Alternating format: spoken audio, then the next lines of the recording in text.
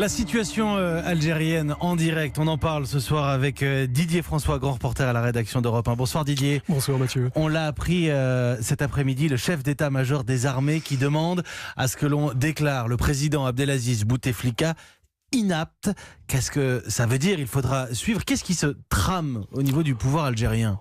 Là, clairement, d'abord l'armée vient de lâcher la solution présidentielle, enfin le fait de prolonger ad vitam aeternam un président qui n'a plus de pouvoir en fait depuis très longtemps, ce que tout le monde sait.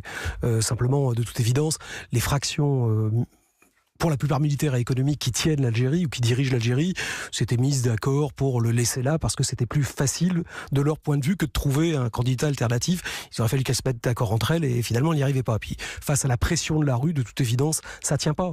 La solution est beaucoup trop contestée. Enfin, il n'arrive même plus, le président Bouteflika n'arrive même plus à parler à la télévision, à se montrer, y compris dans les réunions officielles, dans les voyages officiels. Donc là, ça pouvait plus tenir. Donc l'armée vient de siffler l'arrêt de la récréation entre guillemets en disant bon écoutez, on arrête. Bouteflika est malade, on va le reconnaître. Donc il ira se faire soigner ou finir de se faire soigner à Genève, en Suisse. Et donc on va avoir maintenant on ouvre la possibilité officielle d'une transition. Et donc maintenant les différentes factions, puisque l'armée est aujourd'hui tient vraiment ce pays en fait depuis l'indépendance, depuis 62. Ils la tiennent en capacité de répression, particulièrement on l'avait vu lors de la guerre contre les islamistes à partir de 91, et puis économiquement, puisque la plupart des grandes entreprises d'État sont tenues par des militaires ou des familles des militaires ou les clans des militaires.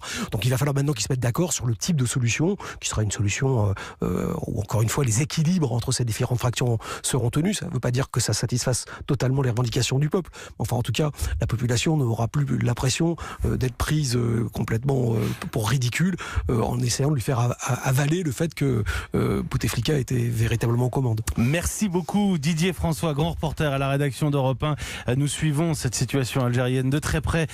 Évidemment, ces mobilisations de semaine en semaine, mobilisation pacifique, faut-il encore le souligner, et l'évolution politique et militaire, donc vous l'aurez bien compris, du côté d'Alger. Nous surveillons. Merci beaucoup Didier François. Il est 18h34.